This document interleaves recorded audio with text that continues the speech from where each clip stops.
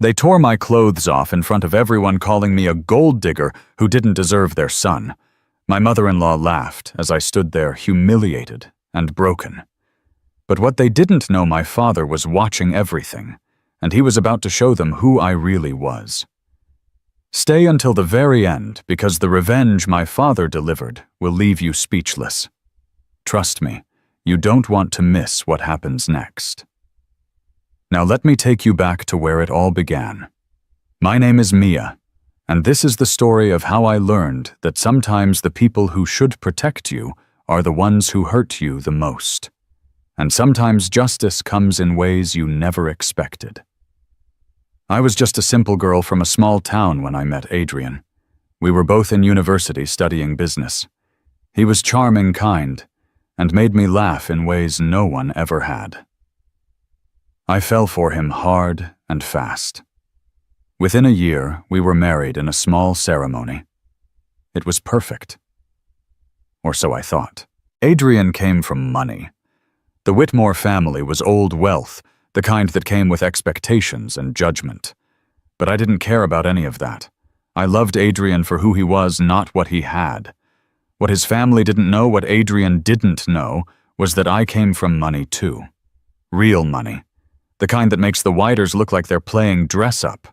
My father, William Sterling, is a self-made billionaire. He built an empire from nothing. And I grew up in a world of private jets and endless possibilities. But I watched how people treated my father, how they smiled to his face while calculating what they could get from him. I saw how every friendship, every relationship came with a price tag attached. So when I turned 18, I made a decision. I changed my last name, moved away, and lived modestly. I wanted to find love that was real, love that had nothing to do with bank accounts or business deals. My father understood. He's always respected my choices, even when they worried him. But he also made me promise one thing. If I ever needed him, truly needed him, I would call. I promised, and for 2 years I kept that promise locked away, determined to make my marriage work on my own terms. Adrian's family made that nearly impossible from day one. His mother, Clarissa, looked at me like I was something she'd scraped off her designer shoe. She never missed an opportunity to remind me that I didn't belong, that I wasn't good enough for her son. She'd make me serve tea to her friends, introduce me as the girl Adrian married, never by name. She'd critique my clothes, my hair, the way I spoke. Nothing I did was ever right.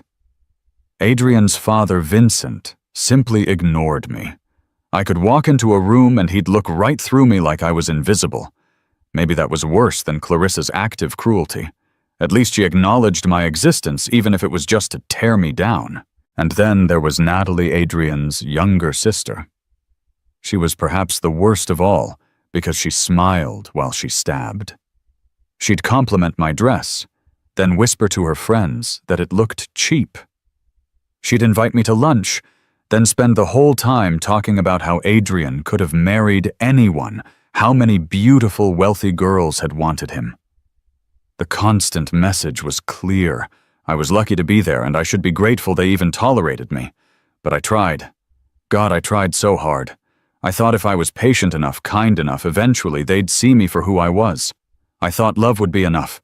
Adrian would tell me not to worry about it, that his family would come around, but he never stood up for me, not once. He'd just tell me to try harder to understand that this was how they were.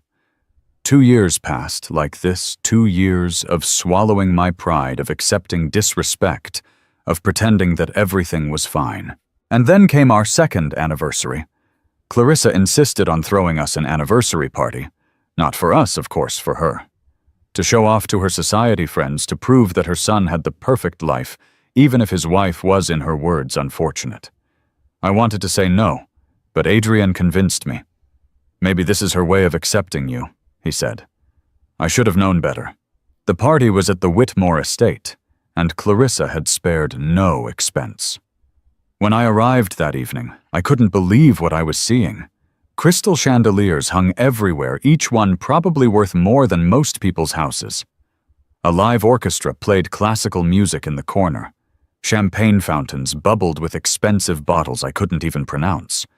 There were ice sculptures, towers of imported flowers, and a red carpet leading to the entrance where photographers waited. Over 200 people were invited. Not friends, not family, but business tycoons, celebrities, politicians, anyone who mattered in high society. Women dripped in diamonds and designer gowns that cost more than cars. Men wore custom suits and watches that could fund a child's college education. Luxury cars lined up for miles being handled by a team of valet. And there I was, in my simple cream-colored dress that I'd bought on sale. I'd thought it was pretty when I picked it out. Now standing among all this excess, I felt like a fool. I could feel their eyes on me, hear the whispers. That's her. That's what Adrian settled for. Poor thing. She looked so out of place. Clarissa found me within minutes, her smile sharp as glass. Oh, Mia, you came. How quaint you look. Natalie giggled beside her, radiant, in a silver gown that probably cost more than I'd spent on clothes in my entire life. We're so glad you could make it to your own party, she said sweetly, the insult buried in fake kindness. Adrian was immediately swept away by his father talking business with important men. I stood alone, trying to make myself invisible, counting the hours until this nightmare would end. I had no idea that it was about to get so much worse. The party was in full swing when it happened. The orchestra had just finished a song, and Clarissa took the microphone for a toast. She was thanking everyone for coming, saying something about family and love that made me want to laugh at the irony. And then her expression changed. Her hand flew to her neck. "My necklace," she gasped. "My pink diamond necklace. It's gone." The room went silent. 200 people stopped talking, drinking, eating. All eyes turned to Clarissa as she clutched her bare neck dramatically. "Someone has stolen my necklace," she announced, her voice rising. "The pink diamond. It's worth $2 million, and it was right here an hour ago." My stomach dropped. I knew what was coming before she even said it. I could see it in her eyes as they locked onto mine across the room. "Mia," she said my name like an accusation. "You were in my dressing room earlier. I saw you. 200 pairs of eyes turned to me. I felt like I was drowning. I was just looking for the bathroom. I stammered. I didn't take anything. I swear she's lying." Natalie chimed in, appearing at her mother's side. "I saw her too. She was definitely near Mother's jewelry case. She looked suspicious." "This is ridiculous," I said, my voice shaking. "Why would I steal from you? I don't want your necklace, don't you?" Clarissa's voice was cold. "Everyone knows you married my son for money. You've been after our wealth from the beginning. This is just proof of what you really are, a common thief." The room erupted in whispers. Phones came out. People were recording. I looked desperately for Adrian, found him standing with his father. "Adrian, please tell them. Tell them I wouldn't do this." He looked at me, and for a moment I thought he'd defend me. Then he looked at his mother, at his father, at all the important people watching, and he said nothing. Vincent stepped forward. "Search her right now in front of everyone. If she's innocent, she has nothing to hide." "You can't be serious," I whispered, but I could see from their faces that they were deadly serious. Clarissa and Natalie advanced on me like predators. I backed away, but there was nowhere to go. 200 people formed a circle around us, phones held high, recording every second of my humiliation. What happened next will haunt me for the rest of my life. Clarissa grabbed my arm, her perfectly manicured nails digging into my skin. "If you won't cooperate, we'll do this the hard way." "Please," I begged. "Please don't do this. I didn't take anything. Please." But they didn't care about my pleas. Natalie grabbed my other arm, and together they started pulling at my dress. I fought back, trying to protect myself, but there were two of them, and I was already shaking so badly I could barely stand. The zipper of my dress came down. I screamed, trying to hold the fabric to my body, but Clarissa yanked it roughly. The dress fell to my feet, and I stood there in the middle of that grand ballroom in just my undergarments under the spotlight that had been meant for celebration. 200 people watched, 200 phones recorded. The orchestra had stopped playing. There was no sound except my sobbing and the clicking of camera phones capturing my destruction. Clarissa picked up my dress and searched through it violently, tearing the pockets, shaking it out. Nothing, she announced. But that doesn't mean she didn't hide it somewhere else. "This is insane," I cried, wrapping my arms around myself. "I didn't take your necklace." "Get her out of here," Vincent ordered the security guards. "Remove this thief from our property." 2 large men in suits approached me. I looked one more time at Adrian, silently begging him to do something. Anything. He stood frozen, his face pale, but he didn't move. He didn't say a word. He just turned his back on me and walked away. That moment broke something inside me. Not the humiliation, not the false accusations, but watching the man I loved choose his family's approval over my dignity. The guards grabbed me by the arms and dragged me through the crowd. The people parted like I was diseased. Some spit insults at me. Gold digger, thief, trash. I heard it all as they pulled me through that mansion, down the marble stairs, past the chandeliers and flowers, and all that expensive beauty that hid such ugliness underneath. They threw me out the front gates and locked them behind me. I collapsed on the cold ground outside, shivering in my undergarments, my entire body shaking with sobs. Inside, the party continued. I could hear the music starting again, hear the laughter. They'd already moved on. My humiliation was just entertainment for them, a story they'd tell at their next gathering. A young valet, barely 20, saw me and rushed over with his jacket. He draped it over my shoulders without saying a word, his eyes kind. That small act of kindness from a stranger made me cry even harder. I sat there on the cold ground, wrapped in a stranger's jacket, and realized I had nothing left. No dignity, no husband, no home I could return to. My phone was still in my purse inside. I had nothing except one thing. One promise I'd made to my father 2 years ago. I borrowed the valet's phone with shaking hands and dialed the number I knew by heart. It rang twice before his familiar voice answered. "Dad." My voice broke on the word. "Dad, I need you. I need you right now. Where are you, baby girl?" My father's voice was immediately alert, concerned. I could hear him moving, could hear the urgency in his tone. Through tears, I told him everything, where I was, what had happened, how they'd stripped me in front of everyone. I told him about the false accusations, about Adrian's silence, about being thrown out like garbage. When I finished, there was a long silence on the other end. Then my father spoke, and his voice was something I'd never heard before. Cold, controlled, furious. "Don't move," he said. "I'm coming. And Mia. They have no idea what's about to hit them."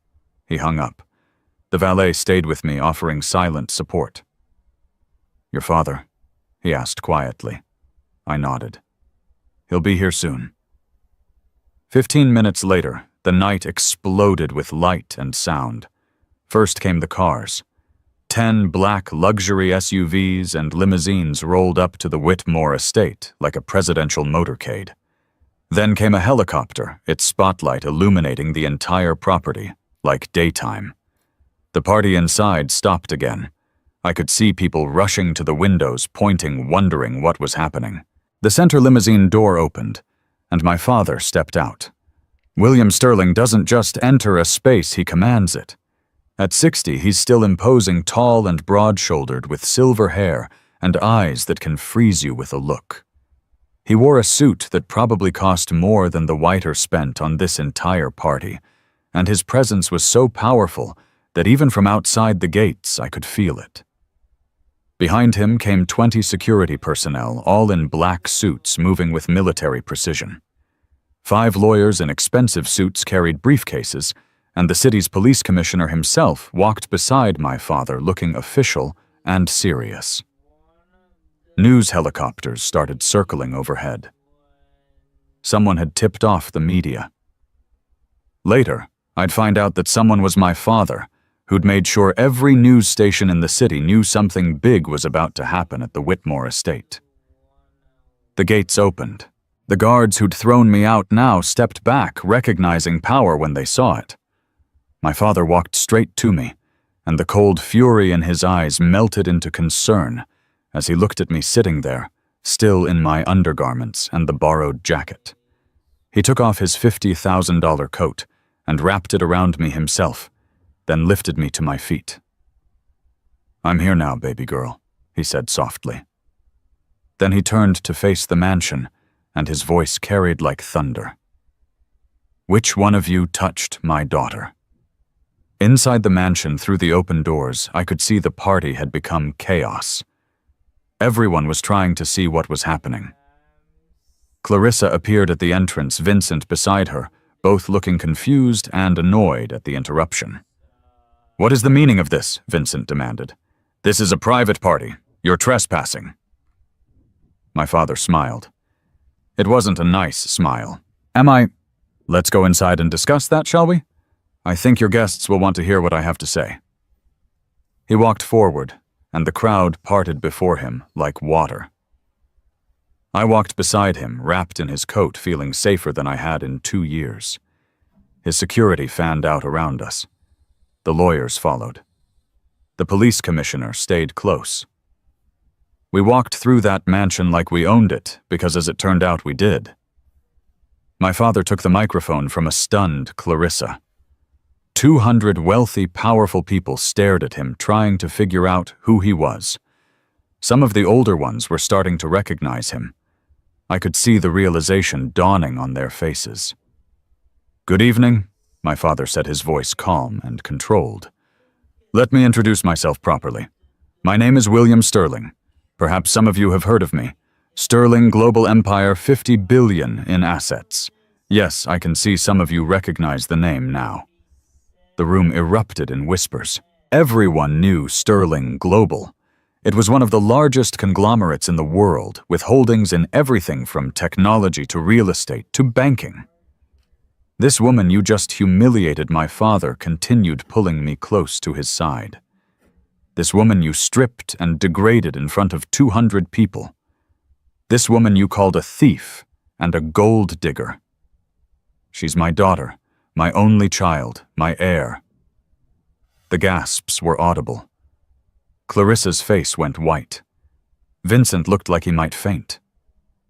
Adrian stood frozen in the crowd, his mouth open in shock. "Mia came from more wealth than any of you will ever see," my father said.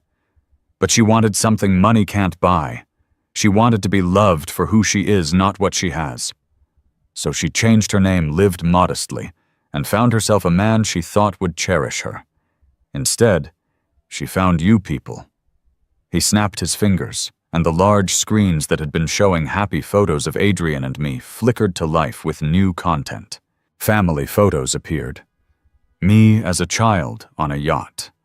Me at our estate. Me at charity galas standing beside my father. Official documents showing my real identity. Birth certificates. Trust fund papers. Everything proving exactly who I was. The crowd was silent now, watching the evidence of my real life play out on screen. I could see people's expressions changing from curiosity to shock to horror as they realized what they'd witnessed tonight. They'd just watched a billionaire's daughter be stripped and humiliated, and they'd recorded it, laughed at it, participated in it. Now my father said, his voice dropping to something cold and dangerous. "Let's talk about what happens next." My father turned to his security team. "Show them," he ordered. The screens changed again. This time they showed security footage from inside the mansion. I didn't know where these cameras had come from, but later I'd learned my father had them installed months ago. He'd been watching, waiting, protecting me from afar, even when I didn't know it. The first video showed Natalie entering Clarissa's dressing room hours before the party started. She looked around nervously, then went straight to her mother's jewelry box, her own mother's jewelry box. She opened it, pulled out the pink diamond necklace, and slipped it into her purse. The second video showed her in the garden hiding the necklace under a rose bush. The third video was the most damning. It showed Clarissa and Natalie together in a private room talking. The audio was crystal clear. "Are you sure about this?" Natalie's voice came through the speakers. Positive, Clarissa responded. "We'll accuse her of stealing the necklace, search her in front of everyone, humiliate her so badly that Adrienne will have no choice but to divorce her. We'll finally be rid of that little leech." 200 people watched in absolute silence as the conspiracy unfolded on screen. They watched Natalie steal the necklace. They watched the two women plot my destruction. They watched everything. When the videos ended, my father turned to face Clarissa and Natalie. "Would you like to explain this?" he asked quietly. Natalie crumpled to the floor, sobbing.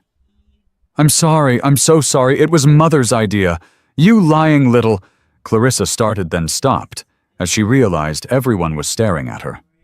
The phones that had recorded my humiliation were now recording hers. The news helicopters outside were broadcasting this to the entire city.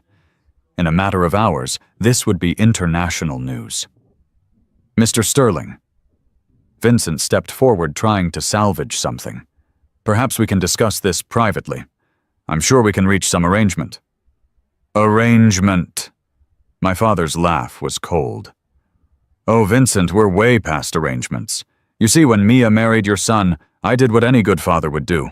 I investigated your family, your business, your assets, and I found something very interesting." He nodded to his lawyers, who began pulling up documents on the screens. "Of the Whitmore estate, this beautiful mansion we're standing in, it's mortgaged through Sterling Bank. I bought that mortgage 6 months ago. You're living in my property." Vincent's face went gray. "Whitmore Enterprises. Your company, Vincent. I've been quietly buying up shares through various shell companies. As of today, I own 68%. I'm the majority shareholder. You work for me now." The screens showed stock certificates, purchase agreements, all bearing my father's signature. "Your family trust fund, Clarissa. The one you use to fund your shopping trips and parties. It's managed by Sterling Financial Services." I froze it 10 minutes ago. Clarissa made a strangled sound. And Natalie, my father, turned to her, still crying, on the floor. "Those lovely boutiques you're so proud of. They're built on properties owned by Sterling Real Estate Holdings. Your leases are terminated, effective at midnight tonight." "This can't be legal," Vincent shouted. "You can't just—" "I can, and I did," my father interrupted. "Everything by the book, all legal, all documented. You see, gentlemen, I didn't build a $50 billion empire by being stupid. I built it by being thorough. When you threaten what I love, I don't get angry. I get systematic." He turned to face the crowd, addressing all 200 people who'd watched my humiliation. "Let this be a lesson to everyone here. That woman you laughed at, that woman you called a gold digger, she has more wealth, more class, and more integrity than all of you combined. She chose to live modestly to find real love. Instead, she found you people snakes and expensive clothes." The room was deathly silent. The Whitmore family has lost everything tonight. Their home, their business, their wealth, their reputation, and it's all their own fault. They could have treated my daughter with basic human decency. Instead, they chose cruelty. They chose humiliation. They stripped her in front of you all, and not one of you stood up to stop it. I could see shame on some faces, others looked away, unable to meet his eyes. My father gestured to the police commissioner. "Now, unless you want me to press charges for assault, theft, conspiracy, and fraud, I suggest the Whitmore family start packing. You have 30 days to vacate my property, please." Clarissa was on her knees now, her designer gown pooling around her. "Please, Mr. Sterling, we didn't know. We'll apologize. We'll make it right. Please don't do this." My father looked down at her with contempt. "Did you show mercy when you stripped my daughter? Did you listen when she begged you to stop? You made your choices. Now live with the consequences." Adrian finally pushed through the crowd. His face was desperate, panicked. He rushed to me, trying to grab my hands. Mia, please, you have to help us. Tell your father to stop. I love you."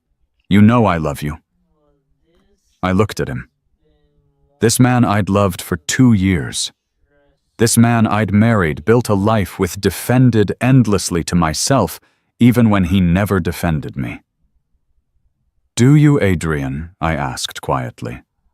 "Do you love me?" "Yes, of course I do." "Please, you have to believe me." "Then why didn't you stop them?" My voice was steady now, clear. "Why didn't you say one word when they accused me, when they stripped me, when they threw me out?" "You stood there silent. You turned your back and walked away." I was in shock. I didn't know what to do. You knew exactly what to do," I interrupted. You chose them over me. You chose their approval over my dignity. You chose to be a coward." "Mia, please, I'm filing for divorce," I said. The words came out easier than I expected. "Tomorrow. And I'm taking nothing from you, Adrian. No money, no property, nothing. Because I never needed your wealth.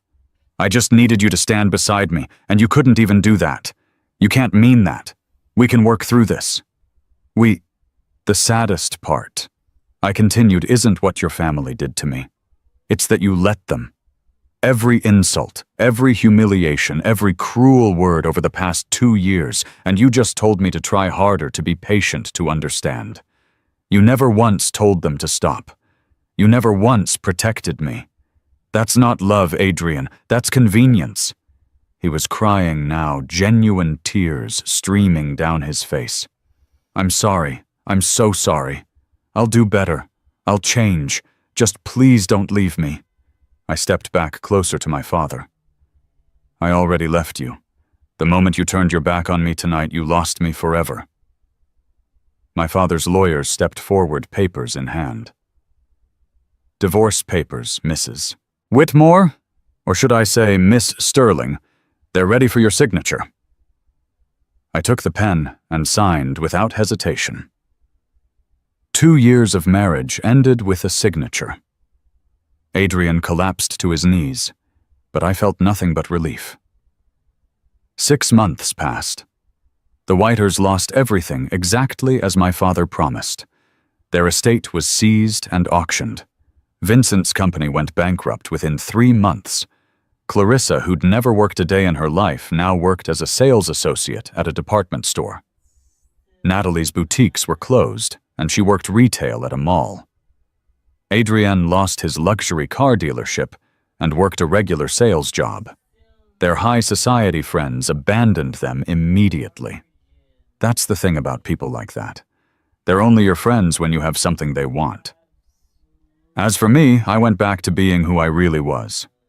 Mia Sterling, Vice President of Sterling Global Empire. I worked alongside my father, learned the business from the inside, and discovered I was actually good at it.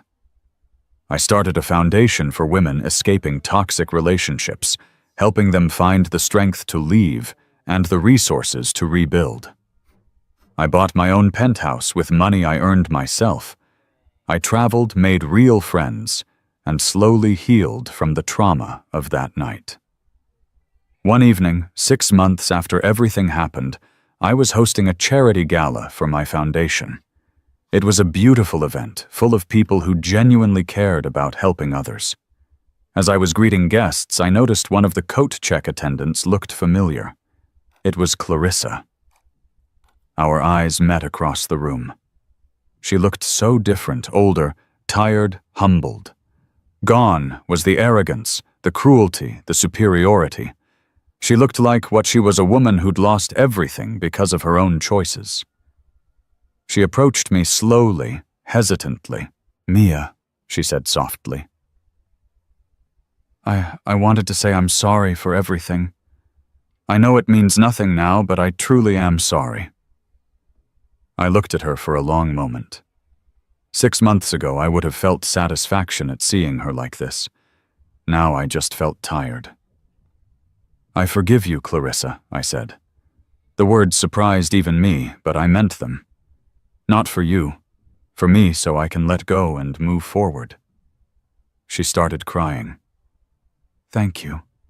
Thank you so much. But forgiveness doesn't mean forgetting. I continued.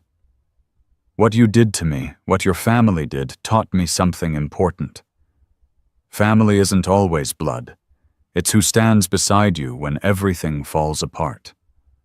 My father showed me what real love looks like. Protection, loyalty, strength. Your son couldn't give me any of those things. She nodded, wiping her tears. I understand. I hope. I hope you find happiness, Mia. Real happiness. You deserve it. I watched her walk away back to her coat check station and felt something lift from my shoulders. I'd carried that anger that hurt for so long. Letting it go felt like breathing for the first time in months. My father found me a few minutes later. You okay, baby girl? Yeah, Dad? I smiled up at him. I really am proud of you, he said, putting his arm around my shoulders. For being the bigger person, for moving forward, for being strong. I learned from the best, I replied. That night, as I looked around at all the people my foundation was helping, all the women finding their strength and reclaiming their lives, I realized something. The whites thought they were punishing me by treating me like I was nothing. Instead, they freed me. They showed me exactly what I didn't want, helped me find my backbone, and pushed me toward the life I was always meant to have. Sometimes the worst things that happen to us are actually blessings in disguise. Sometimes we need to be broken down completely to rebuild ourselves stronger. I walked into that anniversary party 2 years ago, as a woman trying to earn approval from people who would never give it. I walked out as someone who didn't need anyone's approval anymore. And that was the real revenge. Not my father's systematic destruction of their empire, though that was satisfying. The real revenge was me thriving without them. Happy without their validation, successful on my own terms. They thought they were stripping me of my dignity that night. Instead, they stripped away the last illusion I had about who they were. They did me a favor. I am Mia Sterling. I am my father's daughter. I am enough. I always was enough. And I will never let anyone make me feel less than that again. Sometimes people treat you badly because they think you're powerless. They never imagined that I didn't need to prove my worth. I always had it. My father taught me that real power isn't about money or revenge. It's about knowing your value and never letting anyone make you feel less than you are. That night, I walked into that party as a woman they thought they could break. I walked out as myself, stronger, wiser, and finally free. If this story moved, you hit that like button and subscribe to hear more true stories of justice and redemption. Share this with someone who needs to remember their worth today. Comment below and tell me, have you ever been underestimated by someone who later regretted it? I read every single comment. Remember, you are enough exactly as you are. Never let anyone convince you otherwise. Until next time, this is Mia reminding you to never let anyone dim your